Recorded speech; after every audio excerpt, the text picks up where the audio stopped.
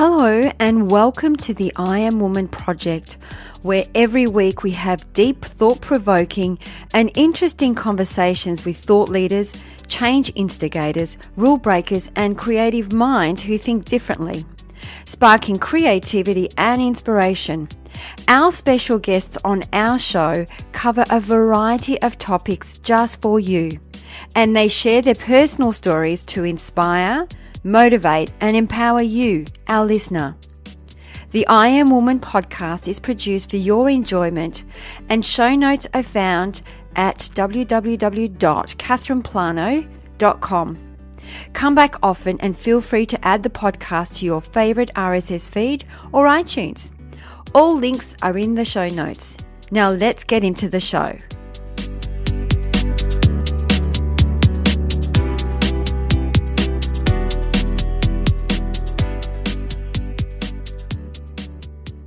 Today we have the beautiful, soulful guide, Paula Shaw, with over 10 years experience in working with individuals from all walks of life. Paula Shaw now finds it completely natural to be dedicating her life to being available for others. Paula's intention is to guide people to real happiness and peace. The tools used during a soul session to gather all the required information from your past, present and future includes deep levels of intuition, working with the tarot, astrology, numerology, connecting with ancestors and very clear, precise and psychic insights in guiding individuals. Paula shares how she feels there are certain events that almost seem inevitable in our lives. However, we can have a massive impact on how these events manifest and how we experience them, rather than sitting back waiting for some inevitable future to arrive. So tune in, channel your energy into this soulful conversation.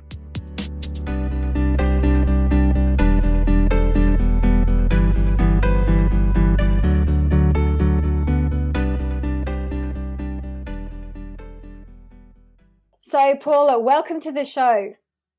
Hi, Catherine. Thank you for having me. And that's okay. I thought we better get started and start recording our conversation because it's kind of flowing nicely already. So I thought we'll just go with that. We'll go with the energy and see where it takes us. And so as we were speaking, I'd like to introduce you as a soulful guide. But maybe for the listeners, maybe explain a little bit about what you do and how you got into it. Oh, wow. Okay. Well, how I got into it, just quickly, was never my plan was definitely never to be working with the tarot and with astrology the way that I do. I actually was studying to be a psychologist and was trying to be really normal, and it didn't quite work out that way. So I've found myself in this work. So when I sit with a client, I always tell them in the beginning that one of my main intentions when I sit with people is to help them find peace and happiness. And I know that can sound like, the dream of a 5-year-old, and it sounds really idealistic, but that ultimately is where I come from. And so when I sit with somebody, I will use the tarot, which is, a fantastic, old, mysterious tool, but for me, it's quite a practical tool that I use to help people. And I also work with astrology, mainly the astrology that I work with is called shamanic astrology, which is a really beautiful way of looking at the soul and its journey from previous lives to this life and to the future life. Whether people believe in that or not is irrelevant. It's actually a really powerful tool to help people check in how much they're actually living their true highest maximum potential in this life, and to help them steer back towards that, or to give them more momentum in that direction if needed. So working with those tools, it's super esoteric. It's a bit of a tough one when I meet people and they say, what do you do? And it's so hard to describe it in words because we still live in a time where these tools are seen as magic or witchcraft and, or not reliable tools. And they really, really are. And I have to say, I was really excited about getting you on the show because I've actually experienced your energy and your I guess your guidance. And I think that, maybe once upon a time, and I remember in one of another podcast interview, we were talking about, 25 years ago when we were doing all that kind of stuff, working with crystals, energies, astrology, maybe it was looked upon as, a little bit esoteric. But I think now more and more with evolution, people are becoming more open and accepting to that. And look, I think you're amazing when you tap into somebody's energy. Whatever tools you use is pretty just, I know from my own experience, and I highly recommend to the listeners to check Paula out, because it was, I felt like Paula gave me the information I needed, that I needed to receive, and I felt like I was like hit over my head actually, with a fry pan. So it was just exactly what I needed to hear. It wasn't, and if you see Paula, and that's the other thing, what we were speaking about was Paula's not one of these women that she's got crystals everywhere, and, she's quite a normal, normal, I guess normally you would expect someone to look about, but in a particular way. Do you agree, Paula?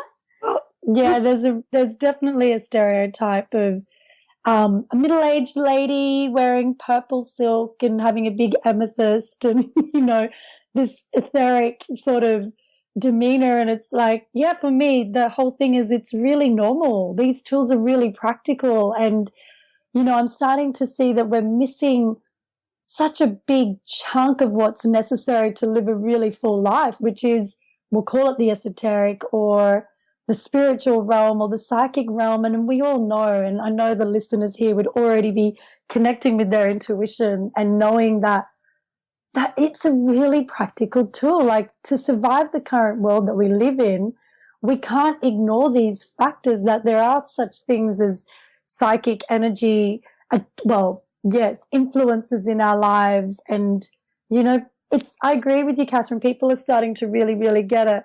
So, yeah, I believe that it's practical. Yeah, and I mean, and also, there's a lot of science now that backs up all this information, whether we're talking about auric fields or energy, quantum physics, you name it. There's actually proof now that it all exists. So it's not that woo-woo anymore. And I think that, more and more people are getting drawn to that vortex of really getting to know themselves and getting in touch with that.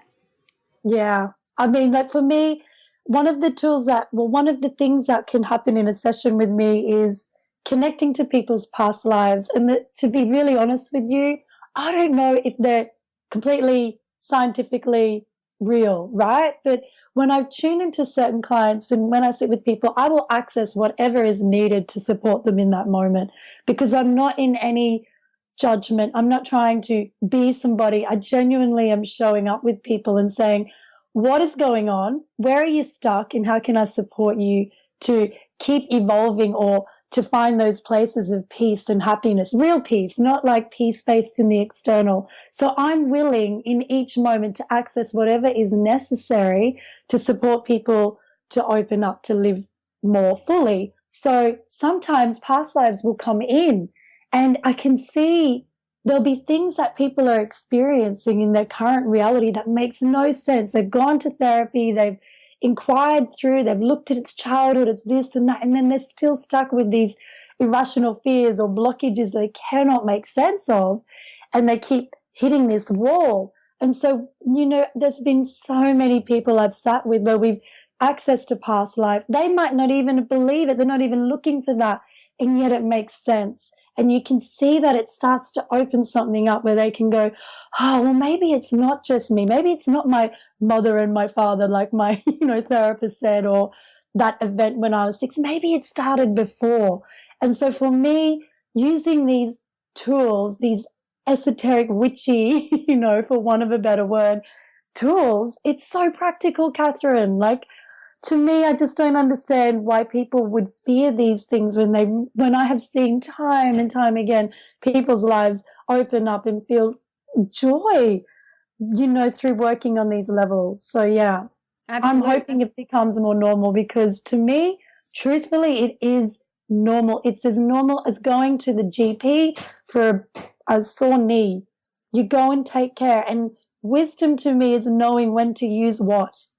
Sometimes naturopaths are the only way to go. But if you broke a bone, you're not going to go to the witch doctor. You'll go to the surgeon who can fix it, or the emergency. But there are times when we need all sorts of medicines and healers. And the thing is, if we can get out of our judgment of what's right and wrong and go beyond all of that, we can access all the tools we all need. So, yeah, I'm really passionate about that, actually. It comes out in the way that you speak, and it's true. You know, we do have all those resources that we can heal ourselves, because time and again we read about it, and and people talk about it all the time, that people have very sick over cancer or something like that, and then they've healed themselves just by creating that shift in mindset and energy, and it's had an on-flow effect in their physical body. So I truly believe that. So Paula, what drives you? I mean, like you said, you're really passionate, but what's your driver? What makes you do what you do? Okay, well, there's two levels. One is it really has taken me. Like, on one level in this life, it felt like this was my destiny. And it was something, as I shared earlier, that I tried to resist. I wanted to be normal, fitting into mainstream society. Yeah, I wanted to I have 3 amazing kids, and I wanted to be a psychologist, and I knew I was here to help people. So it feels like a force within my being that took over at a point, and I just kind of gave up and said, all right, I'm doing this. So there was a level of surrender. So that drives me. But when I say that drives me, when I wake up in the morning, if I don't do this release of helping people and communicating and sharing with people, it will get stuck in me, and I end up feeling very unbalanced and unhappy. But then to go to another level, what drives me, honestly, it sounds wishy-washy on one level, but it's to help people be happy and to find peace and to blast out all of their concepts and the conditioning of childhood and culture and society, and to really reconnect with their true nature, which is God. And I don't mean the Christian God, but I use that word because it's what we all understand. At some level, we can agree that is, the essence that moves through all of us. I want people to feel that again, because I know that when people reconnect with their true nature, they will access the right healer. They will love their families. They will be kind. They will show up in the world in another way. That's what drives me, and that's my own personal practice. My work ultimately is myself, and then from there I share with people. Wow. So, yeah. I've got goosebumps here. So what's the best part of what you do? Like, do you, obviously it must be so rewarding, daily, because I know with myself, I've had the experience with you, and I was very grateful for the conversation that we had, and I was grateful for what I heard, because I really needed to hear it, and you just say it so raw as well. There's no, you don't soften it, you just say it as it is, which is, I love it. You just channel this information through. So what do you get out of it? Like, what's the best part of what you do, apart from the energy side of things and helping people? What else do you get from this? Well, so much. Okay, so one thing, when I sit with somebody and I really, really share, I actually have so many moments, Catherine, where the information that's coming through I learn from it. And ultimately, in these exchanges with people, I'm growing all of the time. I'm learning so much. I'm connecting with people from all over the world, because I do a lot of my work via Skype. And I'm really seeing that we are all in this together, that we are all, every person, and I know we've all heard this a million times, but I've actually felt it, that every single person on the planet has their own story, has their own trouble, every culture, every demographic, every level. We are all dealing with the same thing. And I've definitely got my history and my past and my tales to tell and my own skeletons in my closet. And so for me, on a very selfish level, sitting with thousands of people, I've really realized that I'm not alone. We're not alone. We're all in this together, and that being there for another is just the most beautiful experience. Like, when I really see somebody, when I see that moment in a session, and I feel when somebody's let go a little bit more and they reach that place where, you know what, it's actually all okay. That's the magic, that helps me remember that it's all okay. So on one level, whenever I sit with somebody, it's really for me, you know. Yeah. So yeah, it's super rewarding. And you said something really interesting, which quite often, and we've talked about gurus, and it's what I find is when you look at some of the gurus that we've spoken about as well, isn't it interesting that they have had some really tough times growing up, and it's almost like you say everyone's got a story, but it's almost like the most hardest times or the most difficult times in their life seems to be somehow or in some way enlightening as they progress in life.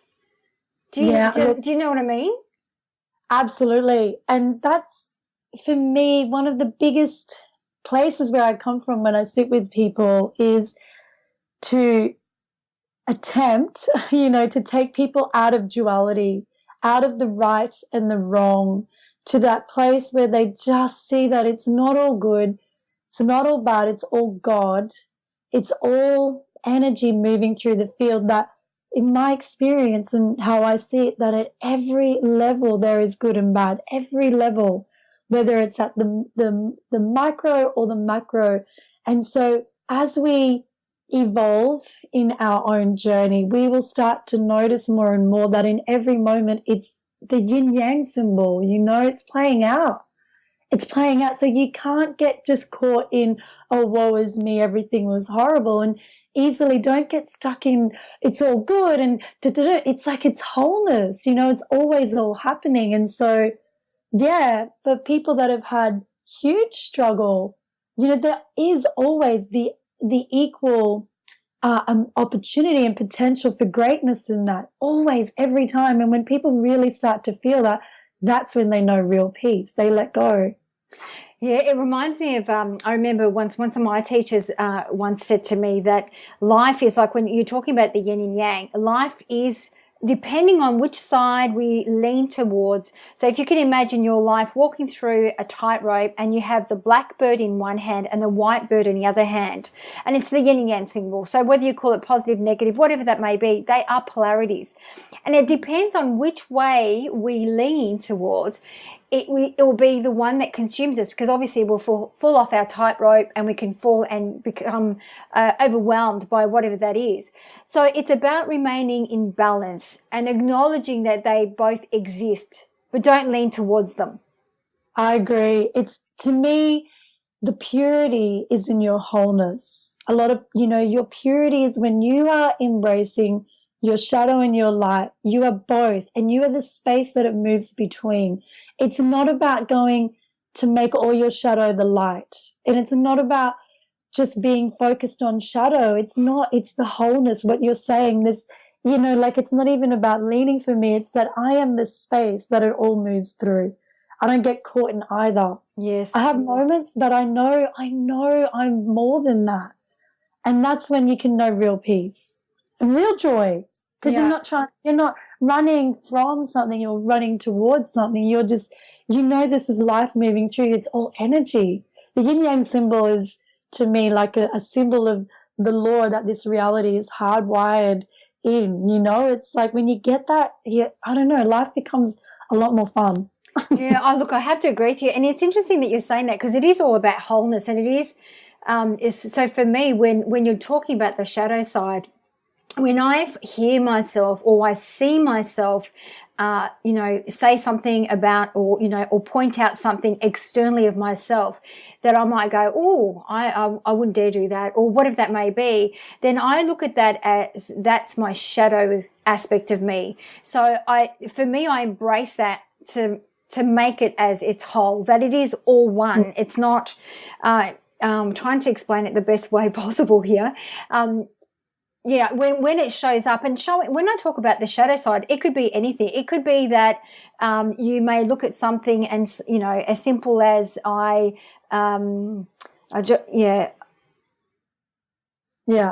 I can't explain just off the top of my head, but when I see things, I own stuff, and I know that's my shadow side playing out. If I say, oh my God, that person is egotistic, or oh my God, that person is whatever that may be, then I think, what aspect of me, or where inside of me does this belong, and really own it. And I think that's where then once you own it and you can embrace it, that's when you can become at peace with it. Like you're saying, you're allowing that energy to flow through, and it becomes that wholeness, not just the black and the white. Absolutely. I agree with you 200%. It's not about, but for me, like Catherine, even more, it's even becoming wider than that, where it's not about, I have to claim the egotistical side of me, because even in that, for some people, that then tips them into judging themselves. Oh, I'm egotistical. But with me, it's like, no, come out even further. It's all just energy, like no judgment. And I'm not saying you were judging it in that moment. I just know when I've sat with people, when they start to claim their shadow, if they're not aware that it's all God, they can get caught in another like tricky layer of judgment and being caught in duality. But yeah, it's I mean, I'm not fully there. I definitely have moments where I'm much more in one than the other, for sure. And so for me, it's a constant practice. Oh, absolutely. And I'm not fully there either. I think I'll be constantly practicing and until the day I die. Yeah. So, Paula, with the benefits of hindsight, what would you have done differently in your life or career? Do you know what? Honestly, at this point, I have to say nothing, because I mean, there's a million things that I could sit there and process and go, well, and if and would. And the truth is, there's nothing I would do differently, Catherine. I can see that I'm at a point now where I can see it's all been moving towards something, that the negative and the positive is all perfectly set up, to be in this moment. Oh, what a great response. I love that. So, Paula, what was the best piece of advice that you have ever been given?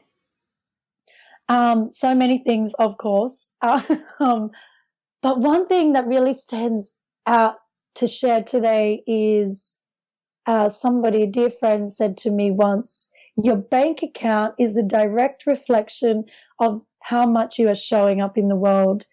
And that there was that had so many different deeper levels of teachings. But what I really took from that was not how much can you go out and say, hi, I'm here, look at me, this is my marketing and this is my shop and this is what I'm offering. Like I'm out. Or the other flip side, which is, oh, can I give you that? Can I do that for you? Can I give? Like it's not about showing up from the ego, but how much am I bringing forth that which is within me? And so I've experimented with this, Catherine. Like I don't have a big website and a big marketing thing, but I'm busy all of the time because I've genuinely practiced and explored these concepts and worked with these energies. And the more I give, the more I show up, the more I'm present with you in this moment, the more I bring and let go of my fears and insecurities and my ego or my desire to say the right things to you today or impress the people, the more I can let all of that go, I can show up more and people will feel that and they will want to connect. Like I've even joked with one of my friends, she's an amazing woman in branding, and I've said maybe we should start psychic marketing, where we're teaching people how to become the right energy and they don't even need to brand it. So that's a funny little thing, but yeah. Oh, I love it. I mean, we do neuromarketing, so we tap into the So absolutely get it, and it does work because the brain, well, it's similar. The brain energy, it's all the same. When you think about your thoughts and your energy, it's derived from your thinking. But neuromarketing is how the brain captures information. What drives the brain? What does the brain look for? So yeah, I think that'd be perfect. Energy marketing. Yeah. Well, it's really, to me, I've noticed that the more I show up in each moment, which to me is a process of dissolving the ego and awakening to my true nature, the busier I get, my bank account goes up. It's not about trying to get the bank account to go, it's becoming that.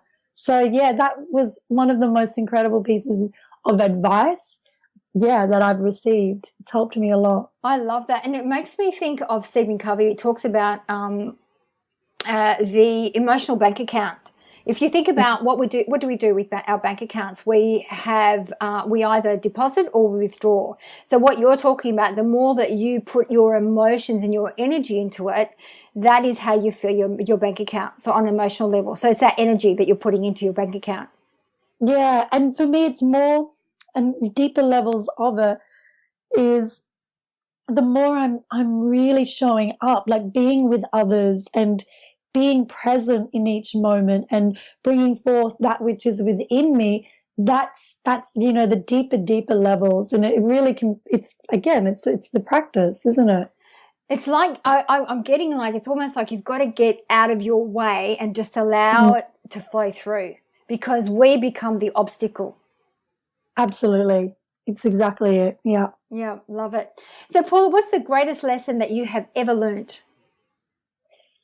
Well, that it's actually all God. It's not good. It's not bad. That, as I've spoken about already today, has been a phenomenal piece for me to deal with my own shadow and to really go beyond that suffering of judgment, to really see the perfection at work here, that, there are energies playing out and I am the product of that, so for me, that it's all God. Like, it sounds wishy-washy, but it's, as you can see, like I'm sharing, there's so many layers to that, but to put it in a nutshell, that it's all God. Yeah, and I think we were saying that before we got onto the show. We were talking about labels. It's just a label, isn't it? Whether and once again, even calling it your shadow, and I'm sure some people listening going, oh, hang on a minute, isn't shadow the dark side? Isn't that your ego side? Once again, it's just putting labels on things, and we've just got to let go of the labels and just allow it to flow through. Yeah, it's just like the yin yang symbol just speaks to it. It's just energy moving together. I agree. The labels are not necessary. That's when we get caught in the judgment. Yeah, and as you're saying that, because I'm a visual person, of course, I can see that the balance, it's just coming to me now. The actual balance between the yin and yang, it's not about sitting in the balance. It's about the two uniting and becoming one. And it doesn't have to be separate. No, we are the circle around it. We are the space that it moves through. That's the thing. And when people that really live that, you see, they're just happy. They have real peace. They're not running from the pain and looking for a good thing anymore. They accept that it's actually all pure consciousness, divine reality, whatever you want to call it, God. They accept that. Yeah, that's amazing. So, Paula, what advice would you give your younger self? Okay.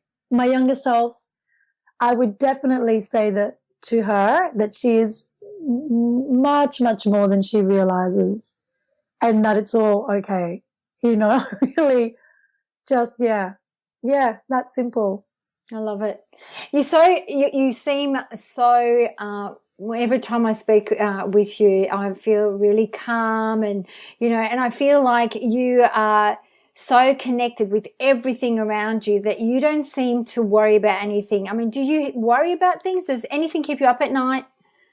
Wow. Oh, yeah. Really? I worry about, absolutely. I have worries. But the difference now is that there's still things that I worry about. My children, my health. Like, there's still things. I worry about people, lots of things. But the difference is I don't argue with that. I don't feed it. I see it for what it is. I let it come up and it dissolves. There are definitely times when it takes me longer than it used to, like it'll stick around. It doesn't last as long as it used to. But as I've realized more and more of my true nature, I've realized that these are just, they're just energies that are coming up that as I become more and more of this pure awareness that I know that I am, it dissolves. It just keeps dissolving. So I don't try to go to a place where I have no fear and no worry, because that's not possible. I've really accepted that while you're in a human form, you're going to have things that are fearful and worry. That is the whole thing. We cannot ever, I believe, have an experience where that's not happening. But the gig is to realize that we are not those thoughts.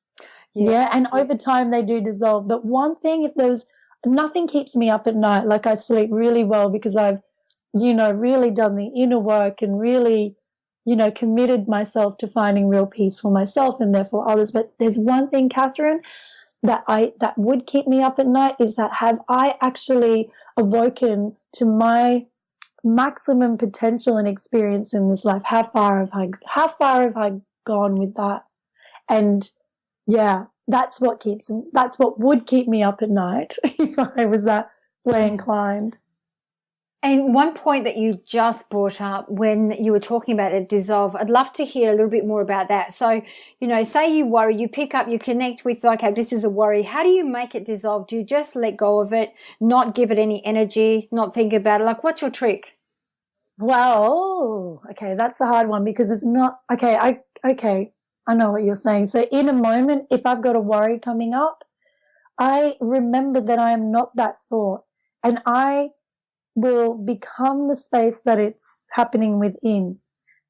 Yeah, so I don't try to get rid of these thoughts. That actually is going to keep you spinning, trying to get rid of it, because then, the thing is, at that point, you're in judgment. You're judging the thought by trying to get rid of it. To get rid of something means we've judged it as wrong or bad and it's got to go. So you're spun in duality. So when I come back out, what I do is when those thoughts come up, they're there. I don't go in, but I don't run away. I let it be there. And then I personally have a lot of my own practices that I am doing regularly. I'm awakening to my own true nature. I'm really doing the inner work, which over time supports that.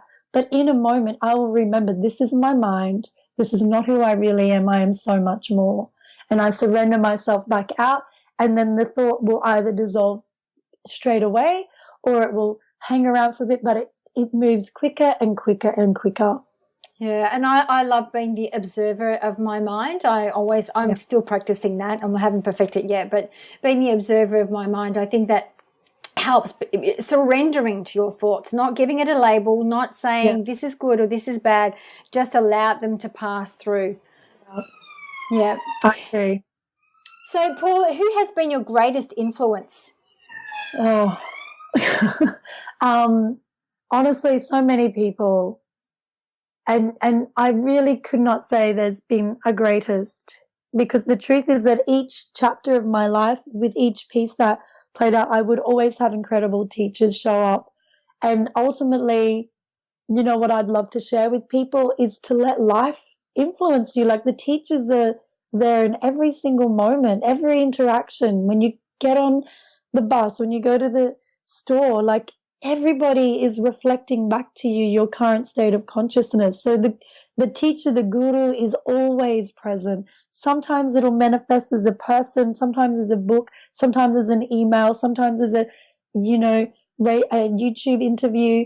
It's always there. And so for me, I can't say there's been one. I honestly can't. I'm not trying to be, I don't want to make it one. I really can't. Yeah, I love that. And I think I was having a conversation with my husband, actually, just probably about a couple of weeks ago, that, your guru, your teacher always shows up at the right time. And I never stick, like, with me throughout my time, I've had many mentors, teachers, gurus, whatever you would like to call them, but I never stick to one. I feel that there's always a lot, there's a time where it's time to let go and move on. Because I feel that, if you stick to one, it's almost like you don't allow yourself to experience or expand with other teachings. Yeah. Like, I really believe where consciousness is evolving, I really believe that. And, Caroline Mace is one of my favorite, teachers. And she talks about the mystics without monasteries, and how we live in a time, she actually speaks about this the best, in my opinion. We live in a time where we're dealing with all this psychic energy, but we can't go off to the ashram and dedicate our lives to one guru. Who knows? Maybe we've done that for lifetimes, and now it's time. Particularly women and men of the West. We're living in a space where our lives are more full. We can't run off and spend 2 years in a monastery. It's not practical. So, we're accessing these incredible masters, gurus, teachers like, you shared in so many different forms. And we have YouTube. We can listen to the teachers that have passed, that have been, recorded. We can access it everywhere. And then there are some people that have that one teacher, and I believe that's unique and that's their karma. But ultimately, the guru is within. That's what they teach in the East. The guru is within, and it will, like I said, manifest in multiple forms. And I agree, there's a time to surrender, and then there's a time to say, I've received all that you had for me. And you can leave those teachers with grace, not making them wrong, not making them bad, just that deep, graceful wisdom and acceptance that, oh, so we're finished now. Thank you. Absolutely. Yeah, I agree with that. And you've always been grateful for the lessons that I've learned throughout some amazing mentors. Yeah, totally agree. So, Paul, if you had to pick one word that best describes your personal brand, what would that be? Oh, I have to say compassion. Oh, I love it. Yes, I can see that. Compassion, absolutely. And so, as we always do, as we wrap up the show, we always ask our beautiful, inspiring women to give our listeners 3 golden nuggets. So, what 3 golden nuggets would you like to give our listeners today? Okay, so what I'm going to share is what my daily practice, I guess. So, the first thing is to be kind. Be kind to people. Be as kind as you can. And if you're in a moment where you cannot be kind to yourself, because we are going to screw that up, all of us. So for me, kindness is really such a understated word. Like, it's just, there's something about just being kind at all times, being kind with yourself and others. The second one is to have a daily practice. I don't care what it is personally. I don't care what people do. Even if you just sit and light an incense stick for 5 minutes and just, you just bring yourself daily to a space where you're bringing your focus to the fact that you're here. You take a breath, set up an altar. Doesn't have to be anything woo-woo. People don't even need to know it's an altar. It can just have a beautiful picture of the ones you love, a crystal. And I always buy, everywhere I go, Catherine, I get fresh flowers, and I put it next to I have my little travel altar that I take everywhere with me, just to remind myself what this is really all about, and it just brings me to a point of focus. So definitely that's the second one, a daily practice and an altar. And the third one, and this is something I do as much as I can, is to sit with my own death. And that is helping me to live, because as much as I can, I can't say I do this every day. I'm not going to lie. I do it as much as I can. I mean, at least once, twice a week, where I'll just check in. If I died right now, what is unfinished? What can I take care of? Have I shown up for others as much as I know I have the capacity to? Where am I at with my kids? Where am I at with myself? If I really died, what would I regret? And take care of it. So they're my 3 nuggets for people. Wow, Paula, they're amazing. I love, I used to once upon a time buy myself flowers every week, and I've stopped doing that now for years. Isn't that interesting? And as you said that, I thought, oh my gosh, I haven't done that for myself for such a long time. Which brings me to this question, Paula. What do you do for yourself? Because you're very giving, and it's all about everybody else. And it's because you and I are very similar in that way, but it's also, what are you doing for yourself? It's got to be kind of an equal. Otherwise, you become, exhausted, I guess, if you keep giving yourself and giving yourself or giving yourself. What do you do for you? Absolutely. I have my support. I have people that I go to. I definitely have people that do what I do that I go to. So I definitely go and receive what I give. I have incredible friends and women and men around me that see me and nurture me when I need it. So I really know how to receive, like I really do. There's definitely been points in doing this work where I just gave. And I think we all have to push everything to the edge and go, okay, that's too much. But what's happened is I'm doing the inner work, and I'm realizing my own true nature more and more, is that I actually truly get a lot from sitting with people. I get energized by that. So, it honestly isn't a drain. But I definitely have my own personal practices, and I go and do retreats. I go and spend time with Tibetan Buddhist monks in a monastery in southern India where I sit and I do really deep inner work as part of my own inner work, nourishment, and that really supports me a lot. I sleep well, I do exercise and I don't push myself. I walk and I eat good food. Like, I take care of myself. It's actually really easy. Yeah. On a level. I love that. Yeah, I can relate to it. I feel energized too, but a really, really good friend of mine today said something, which was, she said to me, you only give what's overflowing from your cup. And she was saying to me that you always give so much, so much, so much. And we've had this conversation actually. So what is it that we do for ourselves? Because we are very much givers. We want to, like transform the planet and transform human beings, and, but what are we actually doing for ourselves? And it's that balance, isn't it? Yeah. And, I just love, and I won't quote this exactly word for word correctly, but Rumi has the Sufis say that there are as many paths to God as there are souls. And, there's no one way, and it's really just finding what nourishes you and what works for you. I mean, I have my path, and if I shared that with people, I could never say, go do this and it will work for you. You've got to find your things, because what nourishes me is sitting and doing 3 weeks of meditation and internal deep inner work.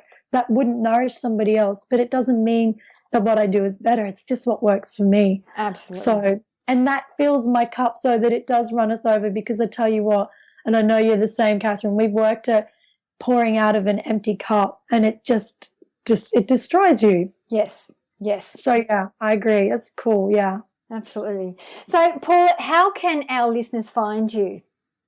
Oh, okay. So, through my website, which is www.soulful, SOULFUL, guiding.com.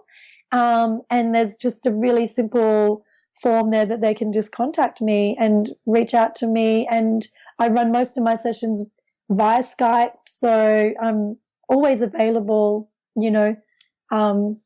pretty much for that. And then I'm mainly based in Ubud in Bali at this stage, but yeah. So I highly recommend for those that are listening to check out Paula. She will blow your mind. It's probably the best way to describe it. Paula, thank you so much for coming on the show. It's been such a pleasure having this conversation, and one that we don't have enough, I think. Yeah, likewise, love. Seriously, I've really enjoyed this time with you and sharing with you, and so easy to connect with you, Catherine. I love it. Thank you. I love you lots. So you take care, and we'll speak to you soon. Okay. Thank you. Bye. Bye. That brings us to the end of another episode. I hope you enjoyed the show, as it is my mission to reach out and inspire as many individuals like you. And one of the best ways to help us achieve this goal is by giving us a good review on iTunes. It's easy, and it only takes about 10 seconds. If you have any questions or special guests that you would like to hear from, please send us an email to support@catherineplano.com.au, and we will get right back to you. You can also follow us on Instagram, Twitter, or Facebook @Catherine Plano. That's it for now. Thanks for listening. Until next week, please take care.